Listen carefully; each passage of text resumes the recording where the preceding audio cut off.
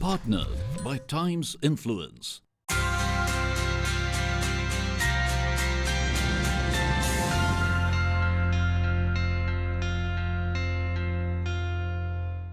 Given the diversity of the Indian demographic, classifying our consumers is challenging at best. But the Market Research Society of India is changing the face of market research by offering the industry a voice. We spoke to the Secretary of MRSI, Manish Makijani. Here are the highlights. So, given how culturally and socio-economically nuanced the Indian demographic is, how challenging is it to conduct market research in this environment? I think to say that India is a diverse country and rich in its diversity is an understatement. Every 100 kilometers, the language and the dialect changes and the cuisine changes. Doing research in such a diverse environment is quite challenging in itself. The other challenge that India offers is geographical diversity. So we've got about 7,000 cities in India, and we've got about 600,000 villages in the country spread all across the geography. That offers a huge challenge.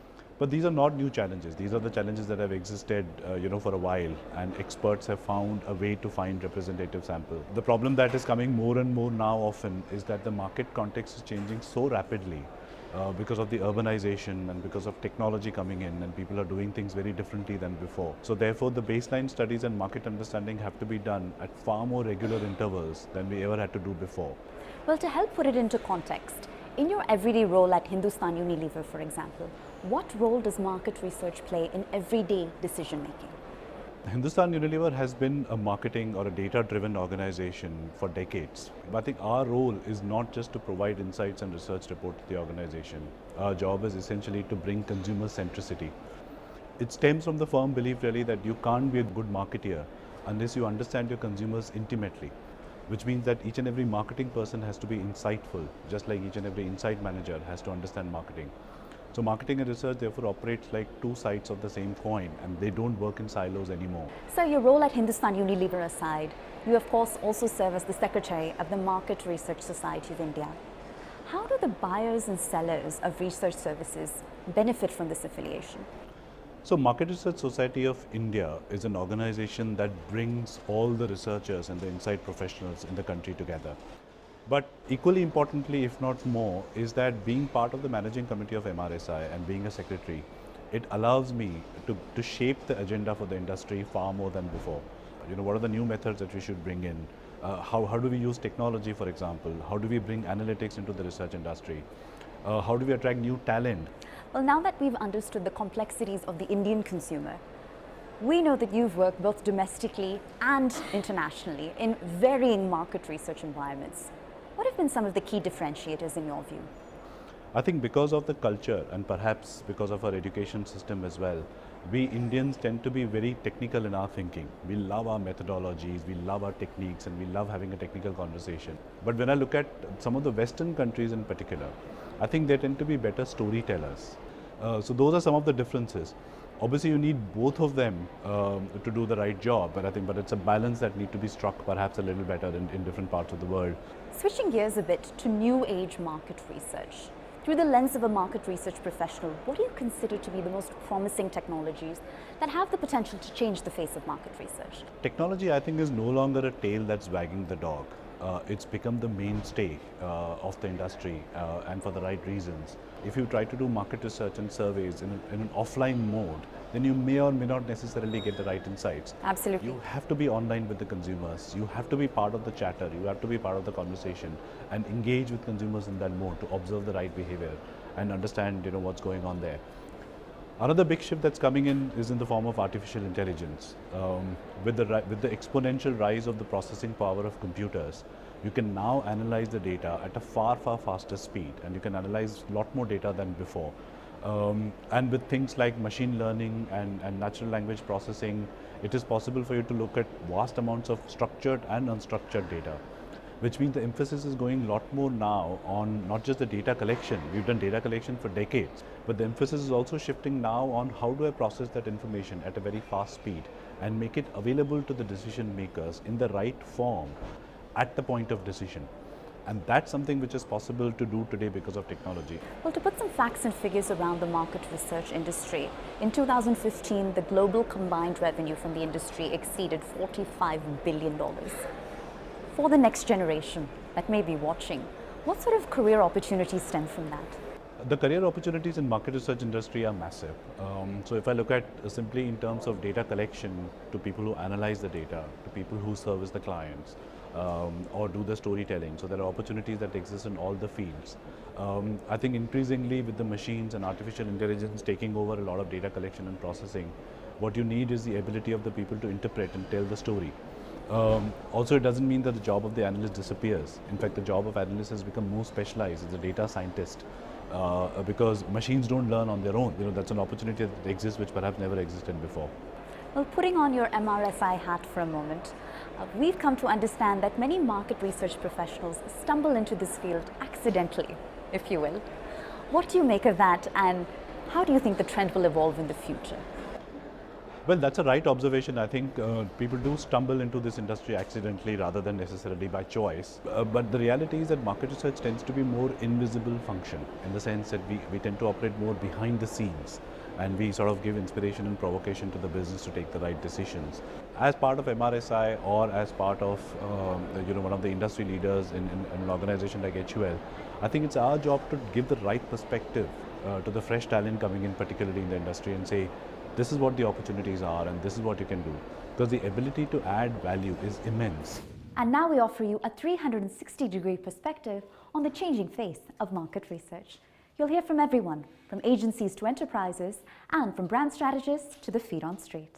Have a look. India is not a homogeneous country. It's a very heterogeneous country, not only in terms of the languages that are spoken, the food that is eaten, the mindsets that exist between east, west, north, south, etc., but also the sort of attitudes and beliefs as you go down the pop strata. India is a very unique market because it's so complex and it's so heterogeneous. Market research activity also becomes a very challenging business. So what started out 30 years ago as a body of users and suppliers of research now also has the ecosystem around it. Today, like compared to 30 years ago, the sheer number of products, services, ideas, campaigns, messages, the things that consumers have to contend with have increased exponentially. Market research matters because the business cannot take decisions blindly. You end up spending so much of money into a new product development, new advertising creation and so on and so forth. And if you do not conduct research, you may have gone with your gut feel or somebody's gut feel. In case it does not match, then you have a problem. Unless you understand your market and your consumers well, you'll never be able to point your efforts or your resources to the right direction. The products that we use, the services that we use, all that comes as a result of the efforts gone into market research. Current day and age, where you're talking of data integration across various types of data sources, in research, we can't still be stuck to saying that qualitative and quantitative are two fundamentally different schools. It just doesn't matter. What matters to the client is you're able to answer their question. Everything starts from what's the problem that you're trying to solve, or what's the need that you're trying to fulfill. And what is measured can then be managed and then monetized. So the basis of the amount any brand will spend is all dependent on market research. The business that we are in is about understanding human behavior. We are one of the largest exporters of thought leaders into the global market research community. So people look at market research as more of a data collection function. They don't understand that market research is much more in interpretation, and it's a very creative function. See, most market research organizations are fairly flat. You can become, in my view, a managing director of a market research company if you're bright in 10 years. Market research is a profession that allows you perfection because the quality of the work that you do is so much in your hands. So we earlier had multiple shackles which used to hold the market research industry very tight. These were the shackles of time and location. Clients are looking for is double the insights at half the cost and half the time. It's one big relevance challenge. People talk about brands, people talk about services, and you've got to sift that data out. So that is a major challenge I think that we are still grappling with in the market research industry. When you look at research, you're talking to people. And when you talk to people, you have the ethical right to make sure that their privacy is maintained. Data privacy is at the center of all market research philosophy and thinking. It's not market research which is at loggerheads with the whole data privacy issue, it's the way you do market research. I really think the discipline is where both the parties actually gain value from each other. And there are severe data privacy rules that are coming in place, and if we don't get ourselves armed up, then we might lose access to this data completely. For me, market research always resides on the principle of opt-in. When you talk to consumers, they also value that. Now we certainly see an exponential integration of technology coming into market research across all aspects. Our organization itself, with the use of data analytics, with the use of our customer care centers, etc., I think market research in our organization is now always on. If you ask anybody, do you want to do formal structured market research, then the first pushback is that no, it's too expensive, I don't want to invest that kind of money. The point is that market research has a huge variation in the number of techniques, in the kind of types of research that you can do. There is semiotics, there's design thinking, there is ethnography where you go and observe people, there is what is called netnography. Market research is a very underestimated field. In fact, it is like an engine which actually runs the entire industry, and I think that's really where MRSI really helps. MRSI is bringing in a certain structure and method in doing the business. It is providing a certain kind of a standardization stamp. When we look at the MRSI, one is the ethical professional excellence that we want to kind of embark on. But the other fundamental role that MRSI plays as a body is disseminating information. We also work together to raise the profile of the market research profession in the country. MRSI has always led the charge in the market research industry. So it ensures that all kinds of practices that the market research industry follows are always in line with the code of conduct. When you are going to an MRSI affiliated agency, you can be assured of quality data, quality interviewing, and quality ethics. I think what is important is to be able to predict what are the changes that are happening to consumers in society. And for that, market research has to be at the forefront. Given that MRSI comprises of clients, market research professionals from the larger organizations as well as from some of the smaller boutique organizations or specialized organizations, I think it's in a unique position to really form what I would call bridges of understanding. What we need is governments, big data collectors, and institutions like MRSI to come together and create policies, processes, systems to really manage this new data flow. I think there is also a non-commercial aspect to it, which being that when you are part of the MRSI or when you are affiliated with the MRSI, you are able to influence the very industry you are part of. MRSI as an institution can actually bring these people together so that the clients can convey their own changing needs and demands. The agencies can convey their own delivery challenges and constraints and actually help the industry grow rather than just be alive and kicking. It's time for a short break, but on the other side, our special feature on the changing face of market research continues. Stay with us. Regardless of what changes with technology or time, the fact that market research is one of the most effective decision-making tools available still is a constant.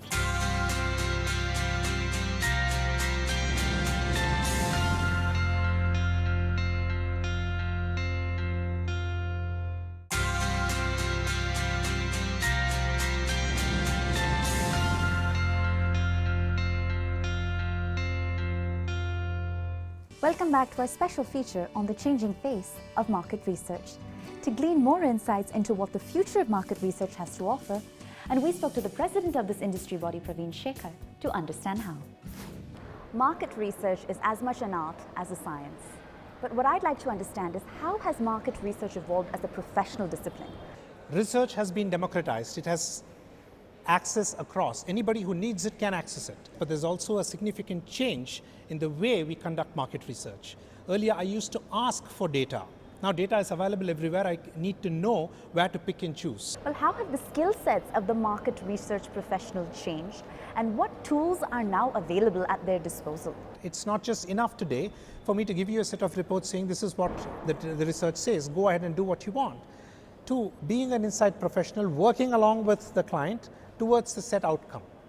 Right? Social media analytics, big data, text mining are three of the big changes, all tool-based changes that have come in that are shifting the world of I ask and you tell to you go ahead and talk and I will listen and pick whatever is applicable for my research. Regardless of what changes with technology or time, the fact that market research is one of the most effective decision-making tools available still is a constant.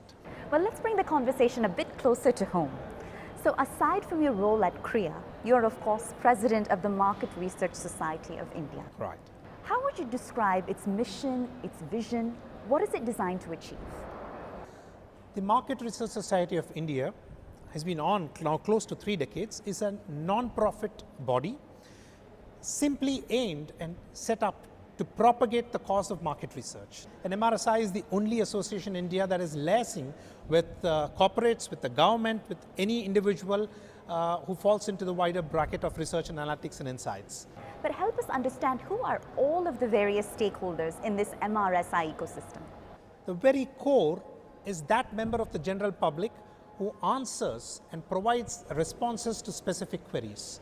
The informant is the core stakeholder, and the code of conduct, MRSI's activities, everything works towards protecting the cause of this key important stakeholder.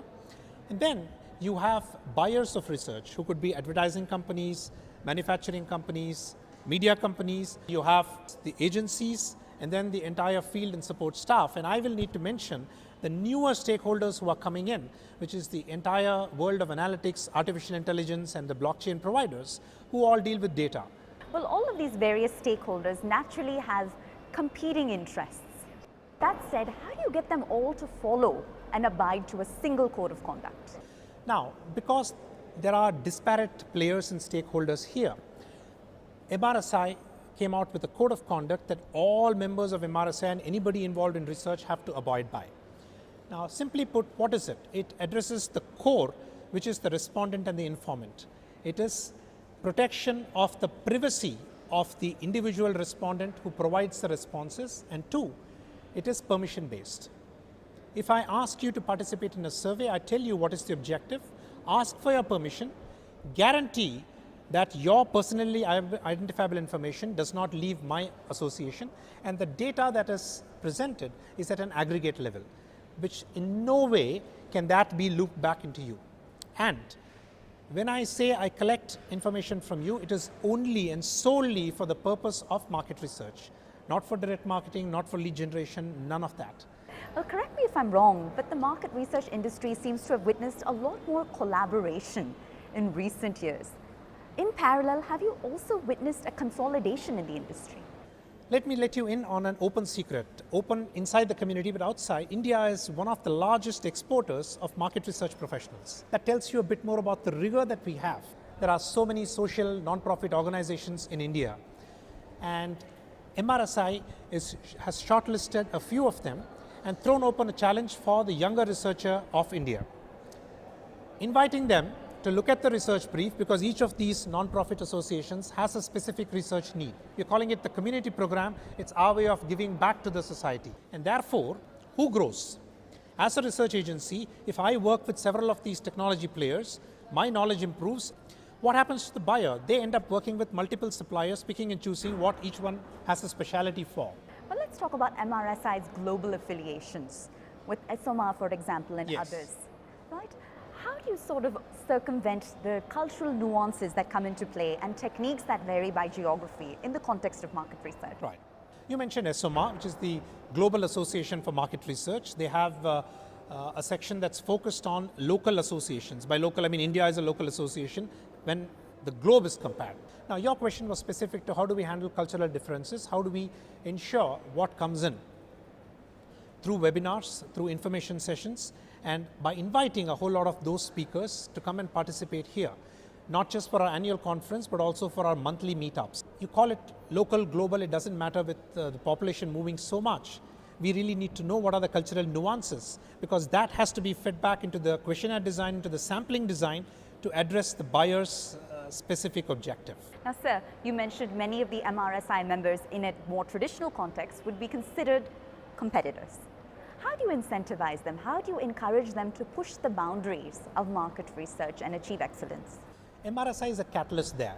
We don't need to push. We just need to facilitate and provide the platform and make sure that there is interference, positive interference. Now, let me give you an example of an initiative called the MRSI Connect. We pick all the technology innovations that happen, anything to do with data, and have a dating session for our members, for them to just find out where is the world heading to. So we are bringing in an external virus deliberately to propagate this kind of collaboration and growth. It's one of the things that's been running for 5 years now. The Datamatics Dr. Lalit Kanodia Award is given for the technology innovation for that year. It's a nomination process, there's a jury that is put in place. Yes, we reward one of our own, but if we don't do that, who else is going to do it? So today, if we had to crystallize market research in a single sentence, we'd perhaps say it's what connects the dots between consumer behavior and business strategy. But what does the future of market research look like? The world of market research is changing. The way we look at market research, it is changing. Let me talk about the researcher. The researcher needs to talk to the technologist, who needs to talk to the design person, who needs to talk to a storyteller, who can look into the past, look at the future that the tool throws up, and come out with a story that the buyer or the research commissioner can look into as an insight. They are significant stakeholders in the entire research journey, because research is a key part of decision making, Pooja.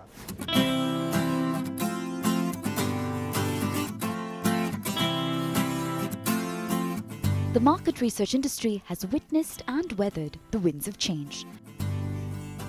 And the Market Research Society of India has navigated these winds while continuing to steer the industry towards increasingly sophisticated market research methodologies that ultimately protect the interests of the end consumer. By facilitating the exchange of best practices in the business of consumer behavior, MRSI is uniting the country's leading market research professionals on a single platform and changing the face and the future of market research in the process.